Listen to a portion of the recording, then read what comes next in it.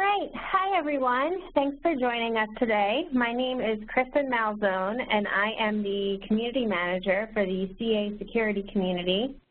And today's community webcast is about a product formerly known as Xsuite and now known as CA Privileged Access Manager. So the title of the webcast is Securing Privileged Access Across the Hybrid Enterprise. And today's presenters are Dale Gardner, who's the Director of Product Marketing, as well as Sean Hank, who's the Director of Pre-Sales. They're going to walk through these slides today. If you have any questions, we're going to leave some time at the end of their presentation for live Q&A, where you can ask questions over the phone line if you'd like. Or you can ask questions during the presentation in the Q&A window, and we'll do our best to address those where possible in the presentation. So now I'm going to pass it over to Dale to get started. Thanks, Dale. Excellent. Thank you. Thanks very much, Kristen. And it is a pleasure to be with everybody today. I'd like to thank you for taking time out of your schedule to join us for our presentation today.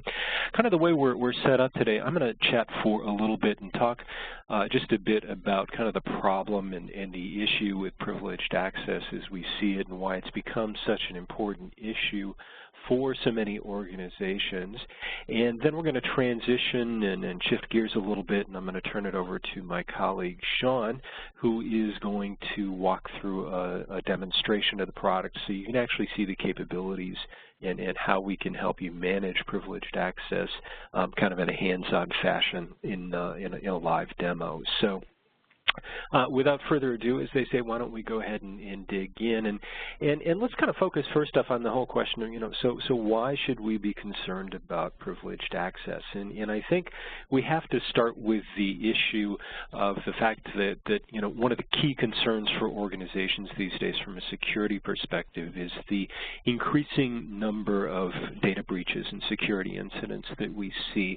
And there are a couple of really kind of disturbing trends with respect to these breaches, both in the terms of the increasing frequency as well as the escalating risks that they pose to organizations. If you go back a couple of years, in fact almost exactly 2 years now, to the Target incident, for example, for a long time we've really been kind of concerned about this from a cybercrime perspective. Attackers coming into an organization, typically attempting to steal some kind of payment card records that they can then resell on the black market and make money that way. And Target was not the first incident where that happened by any stretch of the imagination. This has been going on for quite a while, but Target was important, I think, from a couple of perspectives in that it caught the attention of a number of different constituencies. Certainly, customers of Target were very concerned about this. They were concerned about the potential risk to their own financial well-being. Target suffered some brand damage and some loss of trust. Regulators and the legislative bodies were quite concerned about this. There were hearings held on Capitol Hill.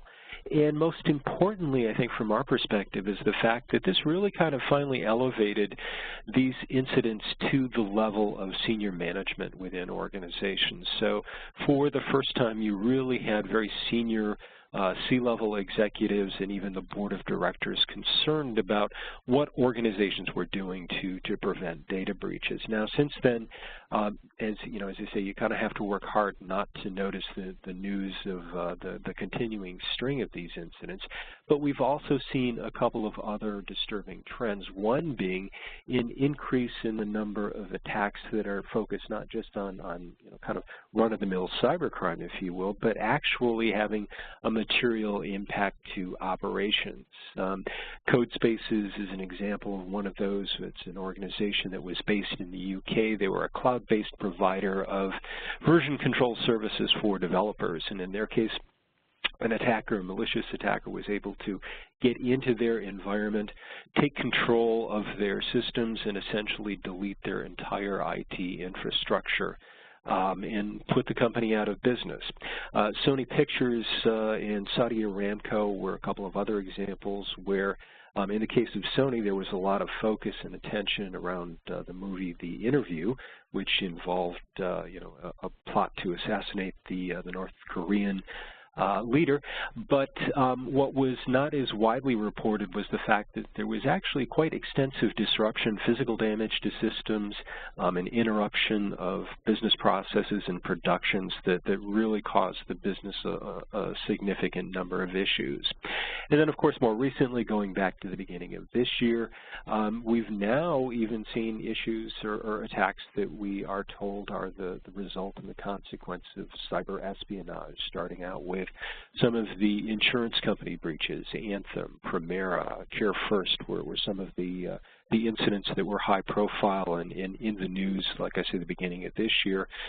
More recently, of course, the incident at the Office of Personnel Management, where the very, very detailed personal dossiers and individual information on about 20 million people was stolen. So these are very, very serious crimes, very serious issues that organizations need to protect themselves against. And we can also take a look at this from a financial perspective. We've got a number here.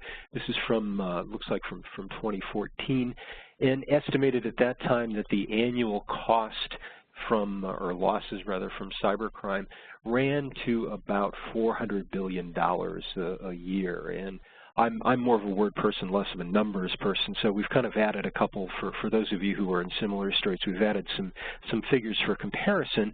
You know, you look at something like drug trafficking revenue. That comes in at slightly less than $400 billion, at $300 billion a year, and this even exceeds the losses, or excuse me, the GDP of countries like Singapore, which just coincidentally also happens to be about $300 billion. And the concern is that if we don't find a way to get control over this and get ahead of this problem, that over the course of time, the cost is only going to escalate, and quite dramatically, as you can see here with McKinsey estimating that over the course of 10 years, if we, like as I say, if we don't get a handle on this, we're looking at a problem in the nature of $3 trillion going forward. So, you know, on the whole, that's all kind of a bit pessimistic. It's a big problem. It's getting bigger. The stakes are higher, and a lot of the traditional defenses, the perimeter security that we've implemented, don't really seem to be doing the job in terms of preventing these breaches from occurring. So that all begs the question of what is it that we can do to help prevent these breaches. And I would put to you that there is a common thread in virtually all of these incidents that we've talked about and that you read about each day in the media and online, and that is the fact that almost all of them, virtually 100%, involve the use of privileged user credentials or passwords, user IDs, and what have you, as an attack vector to gain entry into an organization's network or systems. Target started that way with a third-party vendor that was compromised. A number of other incidents have happened that way. Most recently, many of you most likely read about the Cisco router attack that was discovered in 4 countries about a month and a half ago.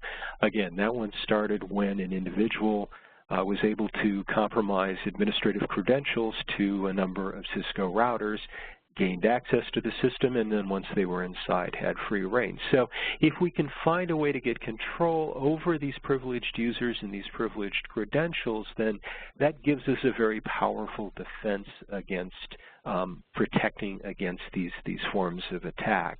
And quickly, I want to touch on the whole idea of privileged access and privileged users, because I think for a lot of this, we kind of tend to underestimate the number of individuals who have privileged access to systems, and certainly underestimate the number of actual accounts and credentials that need to be managed and controlled in these environments.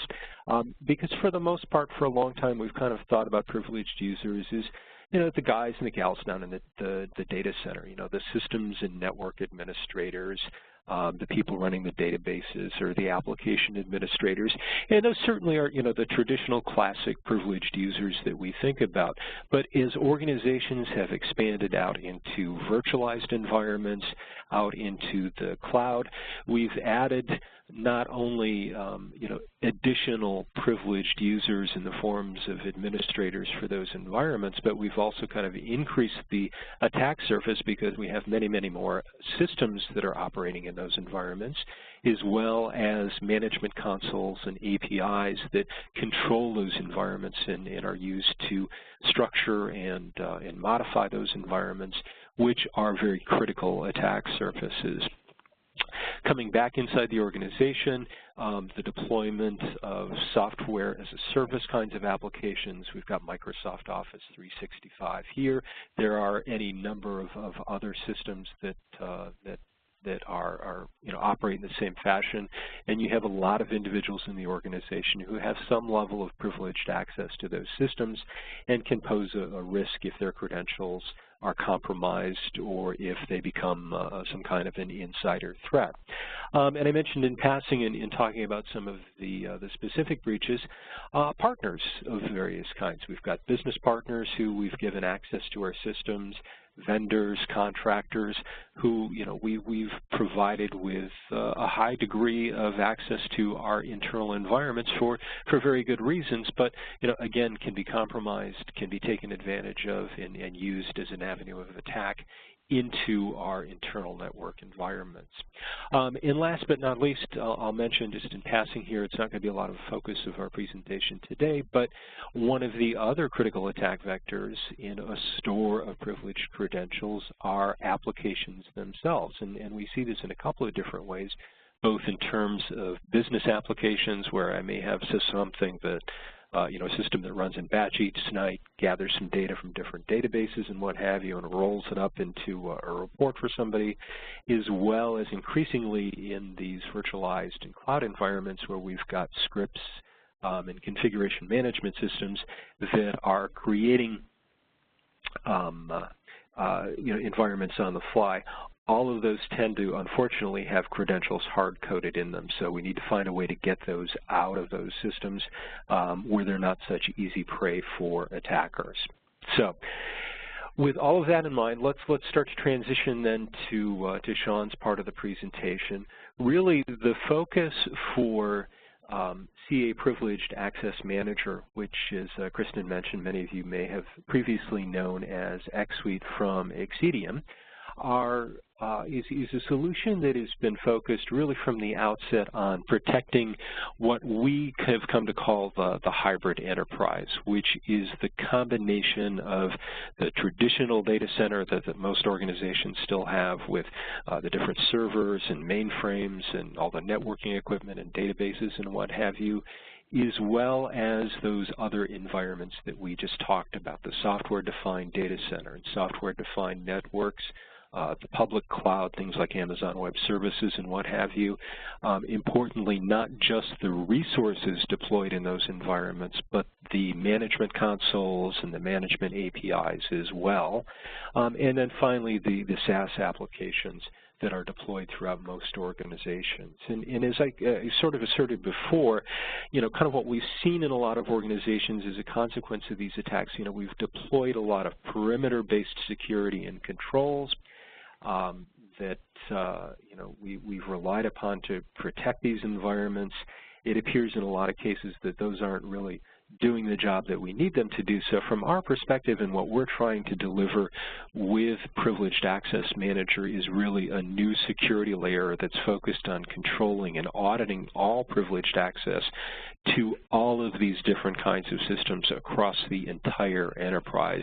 A consistent set of functionality that I'll save this for Sean to talk about some of these individual capabilities in more detail in a single solution that is easily deployed as a single appliance into your traditional data center as a hardware appliance or into a virtual or cloud-based environment as a software-based environment.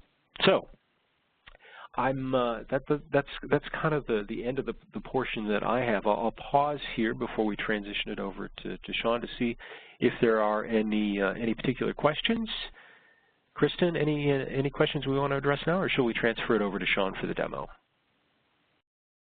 No questions yet. Let me switch it back to you just because you have the slides up. I just moved it over to Sean, but since you had the slides up, the slides disappeared. So can you pull the slides back up, Dale? And then, oh, Sean, I see you're synced up now, so good.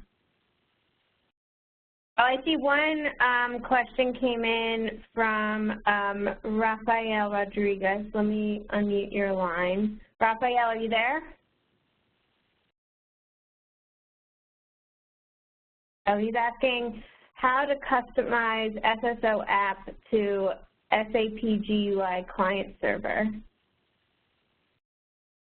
Okay, I'm going to defer that one to Sean as a technical question, see if that's something that he can address, or we may have to take that offline and get somebody specifically to dig into that. Yeah, so does this product come to replace CA Shared Account Manager?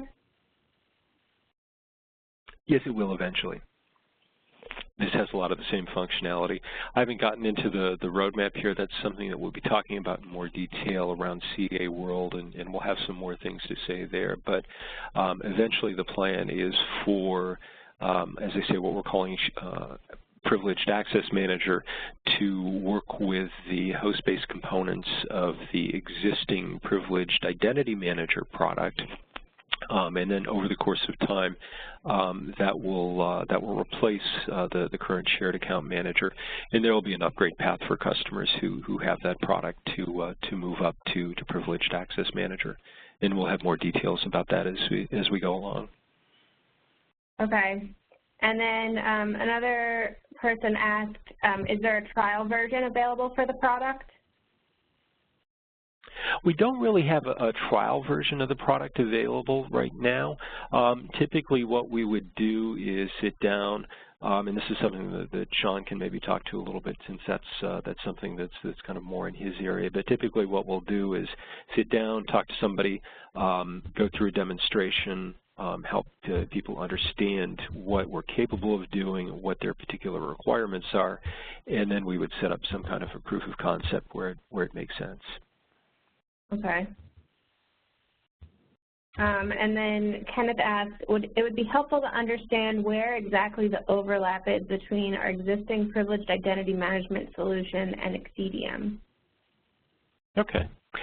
So the overlap, actually it's interesting, you know, I would argue for the most part there isn't necessarily a lot of overlap between the two solutions. Privileged Access Manager, as I say, what was formerly known as Xsuite, is a network-based solution.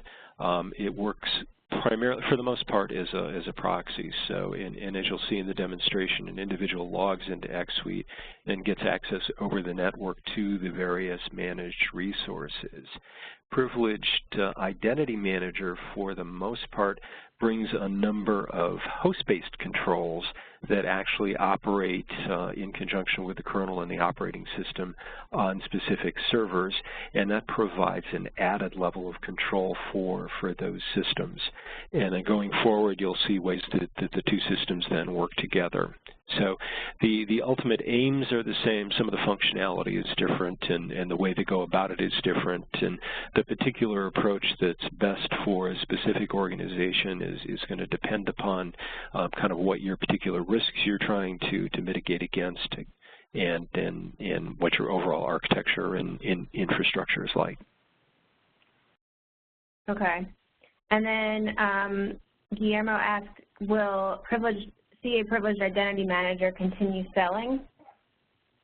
Yes, it will. Okay.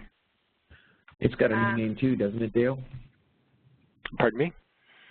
I said, doesn't the PIM product have a new name as well now? Yes, the existing PIM product is going to be renamed as Privileged Access Manager Server Control. Right. And as I say, there'll be some additional information about the roadmap and what have you around the context of CA World in a couple of weeks. So I'm sure we can come back at that point and have a lot more detail to provide for people. Cool. Okay, Mary Lou asked, can this product, so this sounds like more of a technical question too. The other technical question that we didn't get to yet was, let me go back and read it again. how to customize SSO app to SAP GUI client server. Yeah, there's a lot of different ways that you can handle single sign-on, depending upon what the client actually is configured for. SAML is an option, right, where we can tokenize the ability to log on without actually using a username and a password. That's a typical way that's done. If the SAP client is integrated with Active Directory, there's a possibility of passing through Active Directory credentials, and of course there's a localized username and a password option as well. Single sign-on means different things to different people, so I'm not 100% sure there, but if you're going to be at CA World, definitely stop by, the Solution Pro demo that we're going to have, and we can dig into that just a little bit deeper. I think you'll find that there's a few different ways that Xsuite, aka CA PAM or Privileged Access Manager, will be able to handle that for you. The other question about Oracle. The question is, can the product handle an application that is utilizing Oracle security when the app is moved to the AWS cloud? I'm not familiar about the particulars of of Oracle security. Xsuite does have the ability to integrate with a number of different resources, target applications that are running in AWS as well as underlying infrastructure in AWS. There's a good likelihood that that's possible. We just would probably have to have a little bit more conversation around exactly what you mean and what you're looking to do there. So again, either you can ask another detailed question, or we could pick it up on another call, or again, if you're going to be at CA World, we'd definitely love you to come by the booth and have a chat with us. We'd be more than happy to try to answer that question for you directly. Okay. I don't have any slides that I'm going to be presenting. I'm going to jump right into a demonstration given the amount of time that we have. Kristen, how much time do we have left? We have actually about 36 minutes left for demo and live Q&A at the end. Awesome. Well, let's get started. I'm sharing my desktop now. Hopefully everyone can see a browser. Can you guys see this with a nice little logo in here that says Privileged Access Manager? Awesome. First and foremost, again, as Dale mentioned before, there is some overlap with the current PIM product, what is becoming known as Server Control, and Xsuite, which is now Access Manager, Privileged Access Manager. PIM had a component called SAM that was stood for Shared Account Management or Shared Account Manager, and it held passwords and can do all kinds of really cool things. And Xsuite can also manage passwords as well as SSH keys, so there's one component where there's overlap. Xsuite has the ability to block downstream connections to resources in the environment beyond the server that the user is connecting to, so we call that a containment policy. We understand, and I understand, that PIM had an ability to do that as well. The benefits of using a proxy-based or gateway-based solution, which is what the PAM product, formerly known as Xsuite, is. You'll hear me say that a lot because I'm still trying to train my brain after 5.5 years of saying Xsuite. I'm still having a hard time saying PAM. But what we end up with the gateway solution is the ability to do quite a number of things to provision and protect and record and contain users to given systems based upon policies defined in the platform. What you don't get with a proxy-based solution is the ability to really handle controls that are executed or parameters that can be configured on the server side itself. And in those kinds of situations, you're going to definitely need an agent-based solution to do that. And so the combination of a gateway-based solution such as Xsuite/CA PAM plus the combination of the agent-based component called PIM, or now called PAM Server Control, is really going to give you the best of both worlds and incredible flexibility. You may use the proxy for 80% of the use cases, and leverage the fine-grained component of a host-based control where you really need it. So again, there's a lot of flexibility in how you may want to approach that. So is there overlap? Absolutely. Is one necessarily better than the other? No. where you have the ability to decide, which way you want to go, given a deployment or an eval or a POC? Absolutely. All right, so one is not going to replace the other. They'll both work in conjunction with each other. All right, so let's get started here. First and foremost, you're going to notice that there's a number of different authentication mechanisms that we can support within the platform. So you'll see here I've got local authentication, which is just username and password authentication to the interface itself and to the PAM platform itself. You will also notice that there is the ability to integrate with RSA, leveraging native RSA, that is. We also have the ability to integrate with Active Directory, LDAP, anything that's going to be an LDAP v3 compliant repository. Radius is sort of like a general catch-all connector for us. It allows us to tie in with a lot of different multi-factor authentication tools, Entrust, the aforementioned RSA, if it's configured to use Radius instead of the native protocols. You have the ability to support SafeNet and a wide variety of other tools like Vasco, and we can even support, CA's own product, Advanced Authentication, right? And so giving you the ability to do that with the Radius connector is really neat. You also have the ability to leverage what we call composite auth, which is the ability to take LDAP and combine that with the PIN and the token code that you get from RSA or the PIN and the token code that you get from Radius, okay? What I'm going to do here is I'm just going to log in with one credential, an Active Directory-based credential, to this demonstration environment I have on the domain called Forward Inc., all right? And it's really this simple. Okay. Now, using an LDAP credential, that LDAP authentication request is being passed back to the Active Directory server in this particular case, and it looks like the authentication has been granted.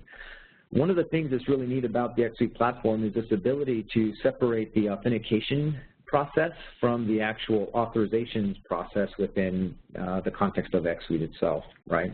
So if you look at the screen right now, I've successfully authenticated using an Active Directory credential, but what you're seeing on the screen is a little message that says there are no access policies configured at this time. So while this user, Michael, has been successful at logging into the platform, because an administrator hasn't configured any kind of policies regarding passwords or access to target systems, there's really nothing this user can do, with the exception of maybe configure his or her own, customization settings regarding how they might want their terminals to look or their, the size of their RDP desktops when they make those connections. Beyond this, there's nothing for this user to do at this time. This is a little bit about role-based access controls and things like that, and we're going to sort of step through a couple of different use cases, okay? So I've got another one here.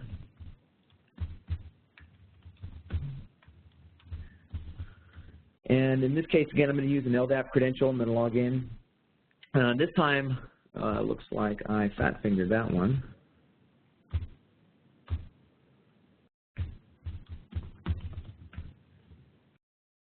And we'll try that one more time. All right. Now, in this particular case, Klaus has got a little bit of a different user interface. You can see right away Michael didn't have anything across the top of his page, whereas this user, Klaus, does. In this particular instance, Klaus has a role called an auditor role.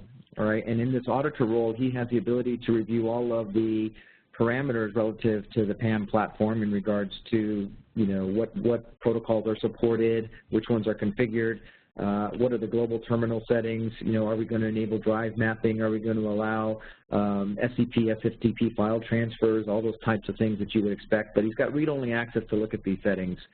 He also has the ability to look at logs, and we're going to talk about logs a little bit later, but you'll see he has the ability to come in here and take a look at logs.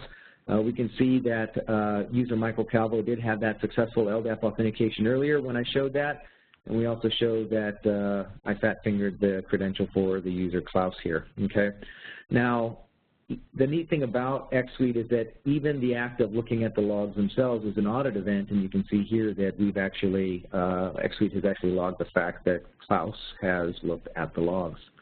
Beyond the logs, there's also the concept of session recordings, which is different from logs in the sense that session recordings are actual video files that get played back through the web UI of PAM to give you greater context and visual representation of what took place inside of that session, okay? Now Klaus, because he is an auditor and because he's looking at logs on the system, also has the ability to look at logs that are being forwarded from Xsuite to, in this particular case, a SIM tool. Our SIM tool of choice today is Splunk. That's what we're demonstrating, but Xsuite will work with a wide variety of SIM platforms. What you're noticing here is that as I clicked on the link to log into the Splunk web interface, Xsuite's passing the credential to the target system and the target web application for me. I don't really know what the credential is. Klaus doesn't know what it is. All Klaus knows is that he logs in with the domain credential, and he has the ability to log in and look at anything that he needs to see here.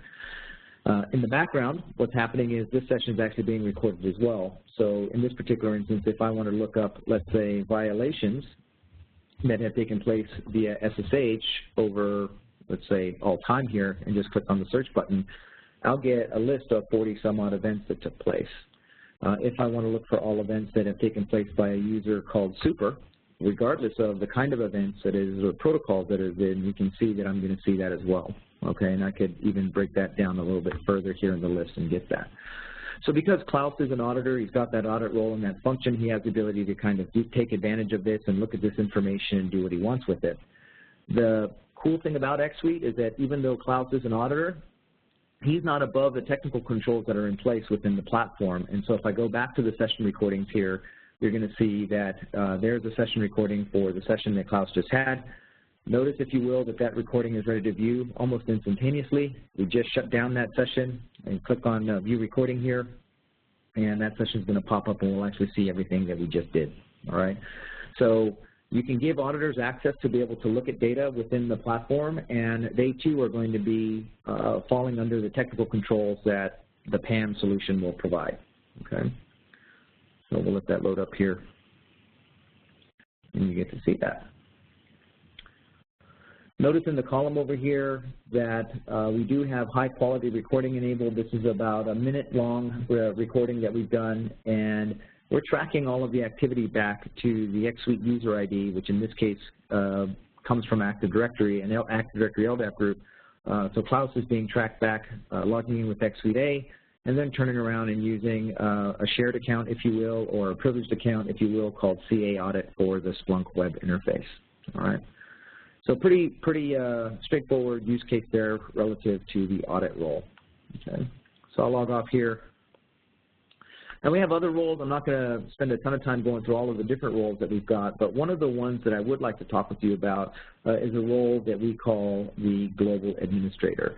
Now, I'm going to spend the rest of the time using the Global Administrator role because it will give me a lot of flexibility to demonstrate different features of the product. In my case, I've done the local account login. I've done Active Directory logins. I'm just going to log in with the local account here. And what you're going to see is that the Global Administrator has a completely different view. Okay? There are actually 17 different roles out of the box that can be managed inside of the Xsuite platform on the access control side of the product. Okay? So a Global Administrator basically has access to what I call the front side or the policy side of Xsuite, as well as the back side or the appliance-specific configurations that you'll see back here. Things like network IP addresses, configuring syslog forwarding, configuring SNMP traps and polling, determining diagnostic information, setting network interfaces up and providing IPs. All the things that can be done on an appliance level can be done here. Now, you can even segregate roles even further such that anyone with the configuration manager role will have the ability to perform all the tasks on the configuration menu, but will have no rights or permission to do anything like add devices, add users, add passwords, create new password policies, right? That would not be part of the function of the configuration manager. That would, in fact, be the job of the role with the operational administrator. So again, giving you the flexibility within the platform to provide these roles and subsets of permissions that are associated with each of those roles, all right? Now, I've just clicked on the access page. This is sort of where all the magic happens within the PAM platform. And what you're looking at is a bunch of devices that are listed here on the left-hand side, along with various access methods on how to connect to them, in addition to some additional services that we've configured here, okay? Now, let's just say, for example, I want to connect to this Red Hat server via SSH. Now, what you're going to notice on the screen is that I actually have 3 different accounts that I can log in with. This is often the case with software developers that are testing different functionality and they need to log in with different accounts at different levels of privilege. This is a good example of that. You'll see we've got a root account. We've got an account called Robert. Robert, by the way, can log in with an SSH key pair, whereas root and the account cadmin will log in with just a username and a password. I'll log in here with username and password. Okay. And you guys should see on the screen a little session that appears, black box with some green text. And inside of this session, just a couple quick things I'll do. First, just see who I am. It says it in the prompt, but just to confirm, I am that account called cadmin. This is a live and running system. I'll do a top here just so you can see that top is in fact running. You'll notice that there's a bunch of processes that are taken scrolling down the page there. I'll do a Control-C and get out of that. Let's look at what processes we might have running here. Lots of processes, lots and lots of processes. So let's kind of filter this list a little bit. Okay. So you'll see here that I've got a syslog process that's running. You know, one of the things, either through automation or through manual intervention, when malicious folks get on a box, one of the first things they like to do is kill processes. And so we're going to try to go ahead and kill this process called 604. What you're going to notice here is that I am unable to kill the process because Xsuite has actually blocked that command from being executed on the target system. Okay? So you can see here it says, hey, guess what? You've got 1 violation. If you continue down this road, your account can be deactivated or the session will at least be terminated. Okay?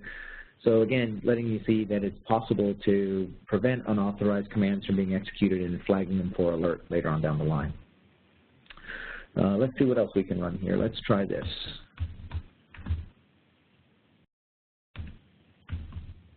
Let's look at the password file. Really can't do that either. If I were to try to look at the password file, as you can see here, again, Xsuite has said, guess what, not going to allow you to do that because that's part of a blacklist of disallowed commands, and so that's not going to be allowed either. I'm going to run another command here. Let's try to reboot this box.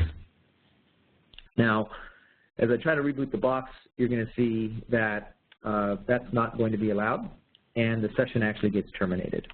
And it actually looks like the box rebooted, but in reality what happened was we have a violation threshold set for policies. That violation threshold is 3.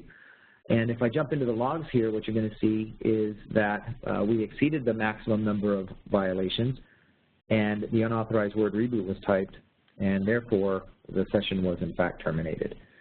From here, you can see the other violations that took place as well. Right here is where I tried to execute a listing of what the contents were in the password file, the path.db file, as well as killing of the process. That wasn't allowed.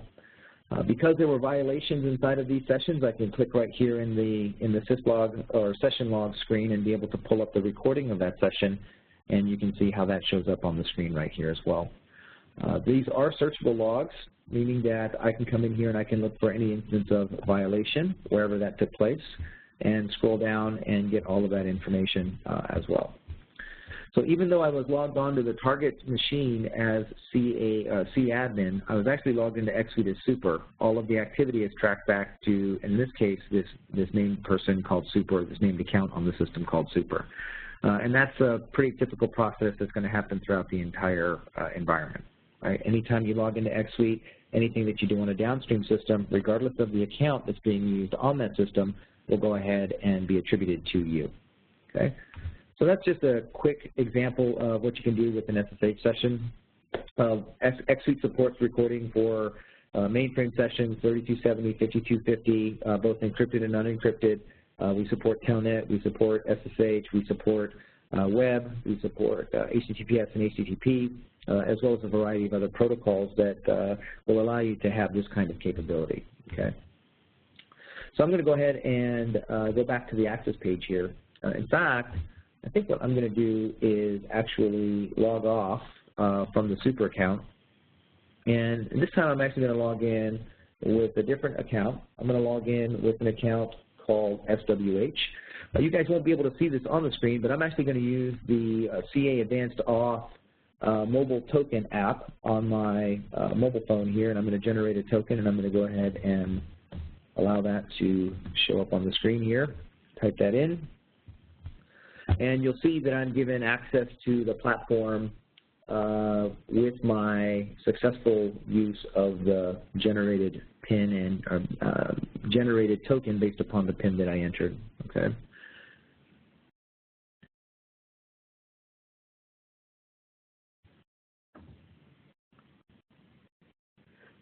Pardon me, I just took a sip of water here.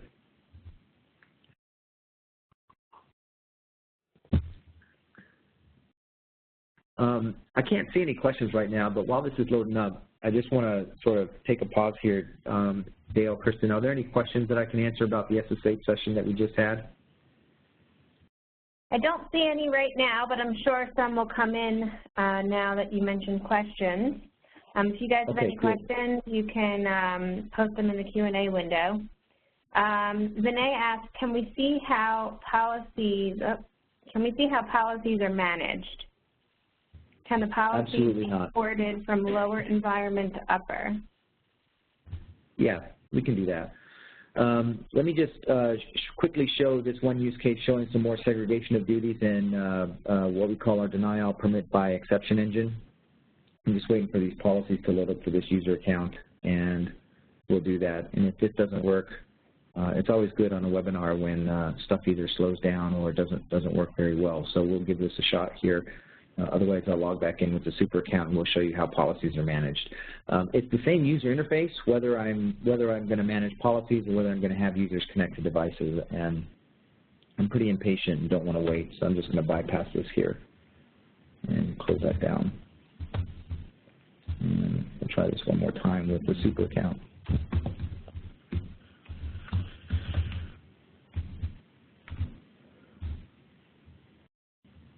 All right. Now, you'll notice across the top here on the menu bar that I've got different things that I can do. So the basic idea here is that there are services. I'll call them transport protocols just to kind of keep things simple. But you'll have the ability to assign services, transport mechanisms, ports and protocols to devices. Now, it just so happens within this particular Xsuite instance, I have a handful of devices, right, 10 or so. I've got a built-in device that we use for our REST API integration.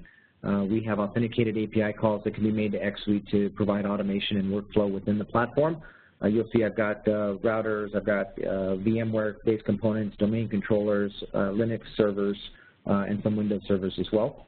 So the combination of devices and services, combining that with different users that you have, either individual users or groups of users. Groups of users can be defined or mapped from Active Directory or from Radius or from LDAP servers as well. So you'll see I've got about 20 different users that are listed in here. And they, all of these combine to create what we call a policy. And a policy really is nothing more than mapping what an individual user can do and what resources they'll have access to. And so here's an example of what the GUI would look like to be able to do that. Here is an access method where I have the user super getting access to an entire list of devices that are Windows domain based. And so here you'll see the RDP connection. You'll see below that I've got the SQL Management Server Studio connection, right? We've got all that configured. If I go a little bit further down, you're going to see that the other types of servers that I've got connected here, this is another Radius-based user that I've created where they can get access via SSH. Here's a list of the command filters that we have enforced. In our case, I'm using this cadmin white list, basically meaning that anything that shows up in this whitelist is going to be allowed. Anything not on the whitelist will, in fact, be denied. Okay. So point-and-click web UI, not a whole lot of scripting needs to be known. In fact, no scripting needs to be known. You don't have to worry about coming in here and, you know, being a great PHP programmer or being a great Perl user or those kinds of things. You don't have to worry about any of that in order to be able to leverage using Xsuite to create policies. Okay. Hopefully that answers that question in regards to, you know, what the policy interface looks like. Okay. Were there any other questions, Kristen? Yes. Another question is, what does SSH stand for?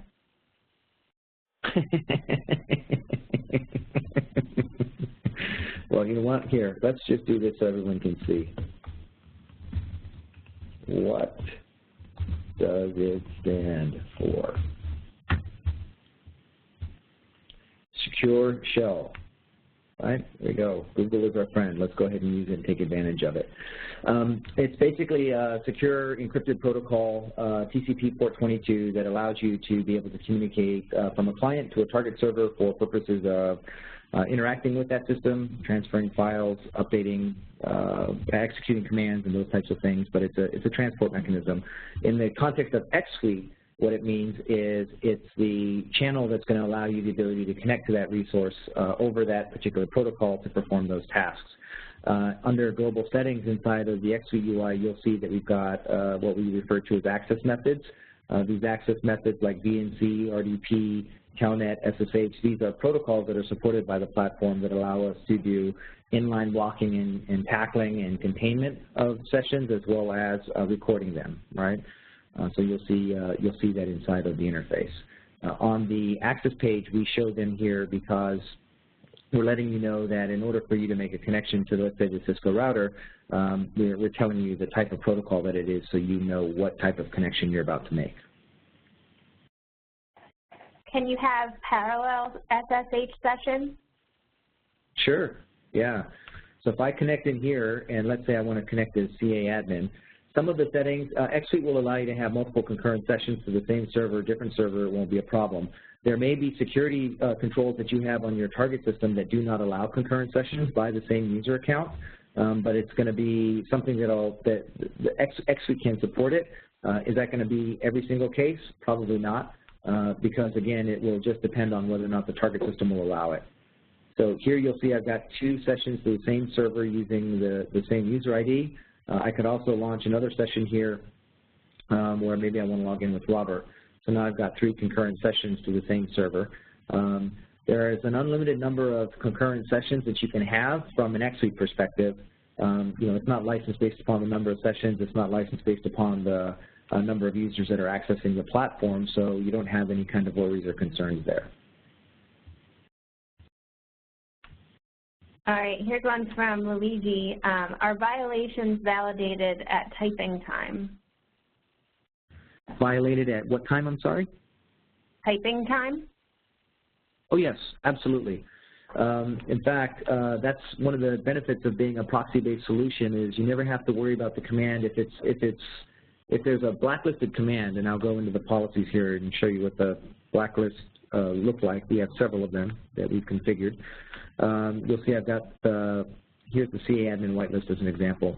So here's a regular expression that basically says you can allow ping, we're going to allow ifconfig, we're going to allow nslookup, and some of the other commands that I ran earlier. Blacklists, here's a blacklist we've called for DBA, right? So I want to block anything that's going to have to do with fchost, or at least be alerted to any activity there. I want to prevent the halt command from ever being executed on the target system. I want to make sure the kill command is never allowed. These are all processed in real time because Xsuite sits in line at the SSH layer in this particular case for these commands. Xsuite is actually always monitoring the traffic that's running between them, and if it sees a match, it basically prevents the command from being sent to the target system, and the target system just sees a carriage return and doesn't actually execute anything. So in the system logs on the target system, there will be no entry that says user tried to execute the kill command. Okay.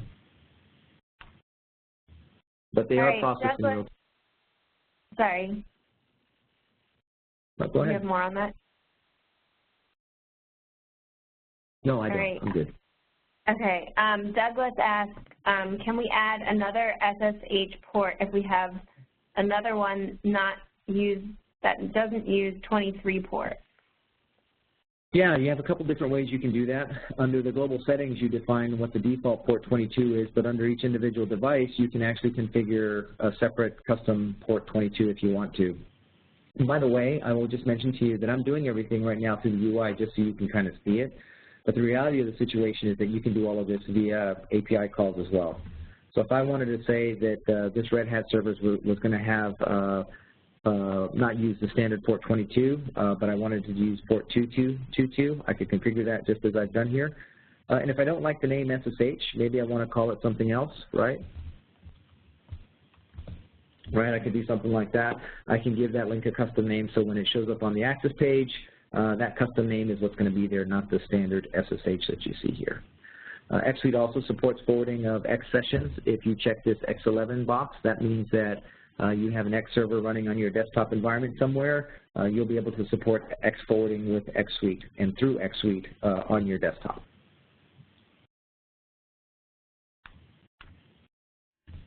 Okay, can you go over the threshold of disallowed commands? If you go over the threshold of disallowed commands, does it disconnect all sessions or just the offending window? It depends on how it's configured. So the policies are such that the violation threshold is set up so you have whatever the number of violations are going to be, and you'll have 3 different remediation levels. One is to really not do anything, block the command, don't allow it, or if it's a whitelist, allow it, right? But the idea would be, depending upon the context of whitelist or blacklist, take no action against the user, prevent that command from executing, warn them that they're doing something they're not supposed to do. The second level of that would be, after that violation threshold is reached, we're going to continue to warn the user up until the point where they hit that 3rd violation. Then we're going to go ahead and log them out of the session that they're in. Not log them out of Xsuite, just log them out of the session that they're in. Okay? The 3rd level, which is what I've got it set to, is to deactivate the account, which would basically block the command from executing, warn them and let them know that they've done something bad. It'll log them out of the current session that they're in to whatever the target platform is. It will then log them out of the browser session, and it would also disable their account.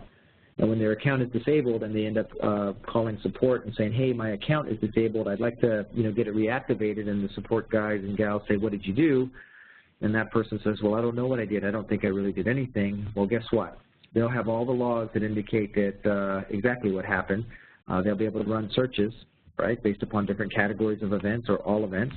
And they'll be able to sit there and say, well, guess what, Mr.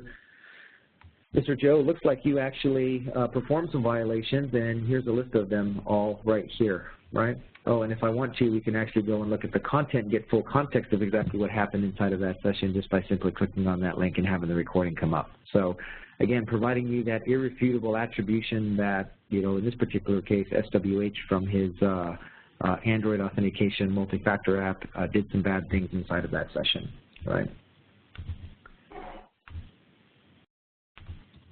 Does the policy work with RDP client? Policies are a little bit different with RDP. In fact, thanks for asking the question, because I was actually going to show that use case, and then I got sidetracked answering some of these other ones. But yeah, we have very, very much so. You can prevent unauthorized commands from being executed there as well, or only launch specific applications and perform some other containment activities. So unlike the command line sessions, mainframe, SSH, and telnet, there really isn't a straight up command line or console session you can have with a Windows box. You have the command line interpreter, right, and you've got PowerShell. They're not quite like a native SSH session or a native telnet session, so the command line blocking and tackling won't work there. But you can get nearly the same way through a mechanism that we call socket filtering. Notice, if you will, that I'm automatically being logged into this session. Again, I don't know what the password is. I just click a link that says, please connect me. Someone's defined a policy, and now I'm on this box, okay? So let's just say, for example, I'm going to launch a command prompt here. So I've got full rights on this particular appliance. I can do whatever work I need to do here. I'm going to go ahead and try to telnet. If I can type, there we go.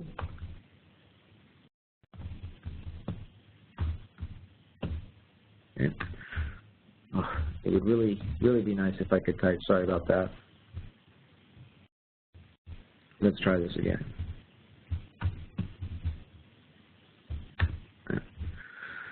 As I try to make that downstream telnet connection, it's going to try to make that, and it's going to actually not work.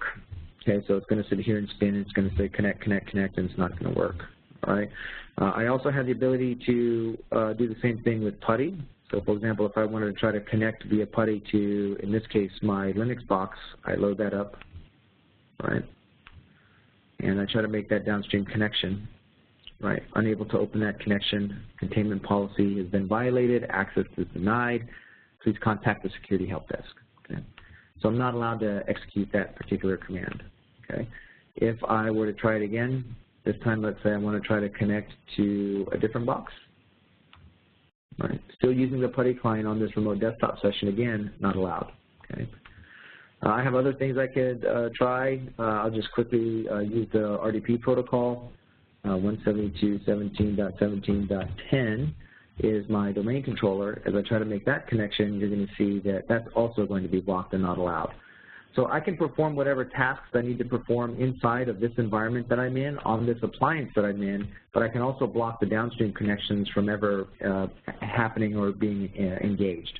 And the idea behind that is really to ensure that your contractors, your remote developers, any of the people that are needing access to the resources to do their job get the access they need to do their job, but that doesn't necessarily mean that they get carte blanche, right?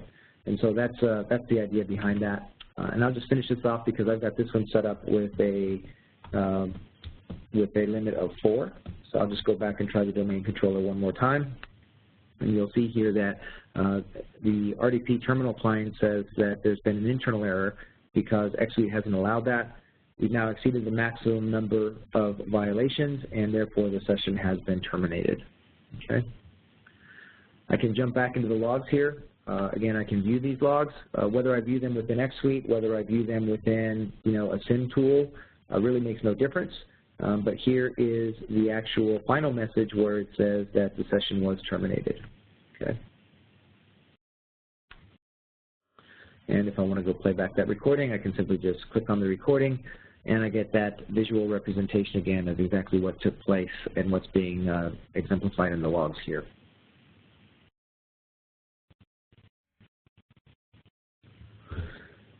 In the left-hand column here, this information panel, you can hide it if you want to give you more real estate to look at the screen.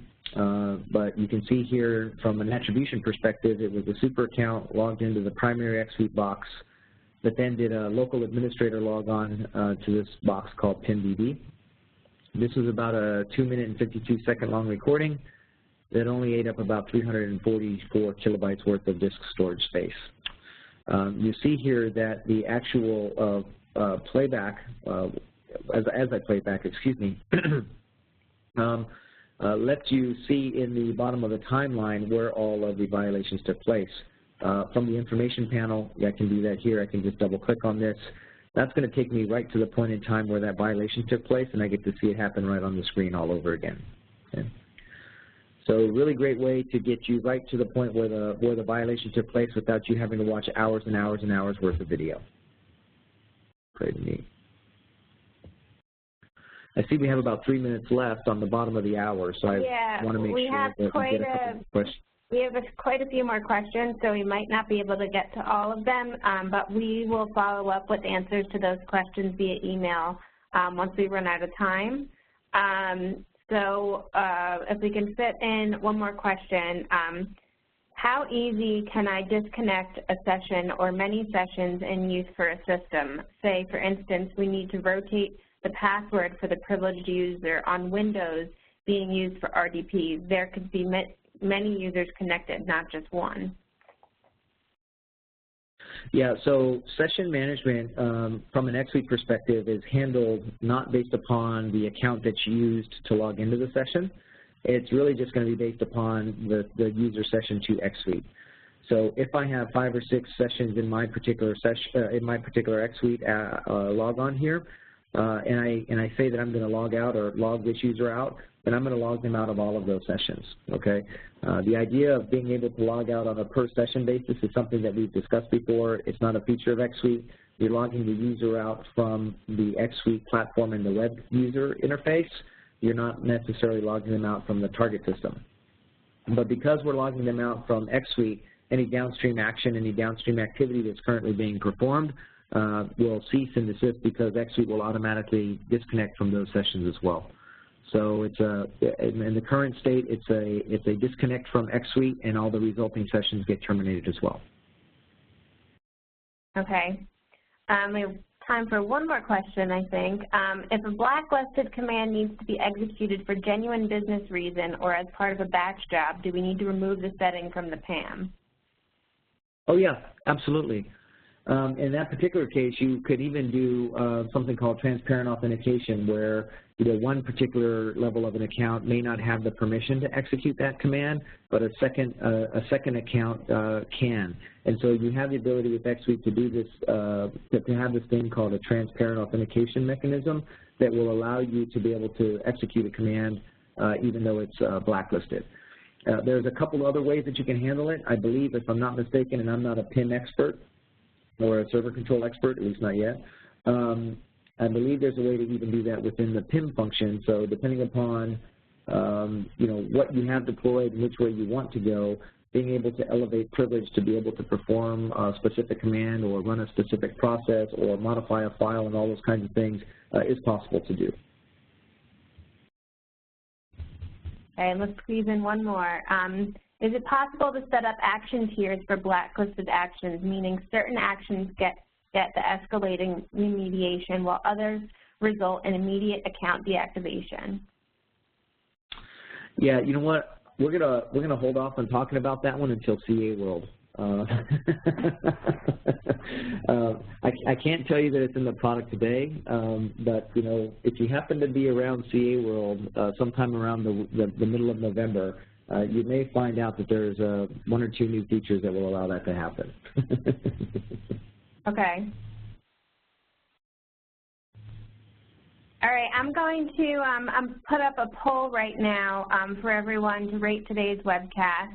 Like I said, we will get to any of the questions that were unanswered today, either in the chat window or the Q&A window via email. I'll send out a recording to today's webcast as well as the slides that were presented today. They'll also be posted to the CA security community. If you're not already following the security community, I definitely recommend that you do so. You can follow the security community at ca.com/talksecurity. I'm the community manager there, so if you have any questions, just look for me. My name's Kristen Malzone. Thank you, Dale and Sean, very much for presenting today. We had great participation, lots of questions, lots of attendees. So it looks like this is going to be a really exciting product for the future of CA, and lots to talk about at CA World in Vegas in just less than 2 weeks from now. Excellent. Thanks very much. I appreciated everybody participating. Thanks. All right. Great. All right. Thanks, everyone. Have a great rest of your week, and I'll see you in the communities. Take care.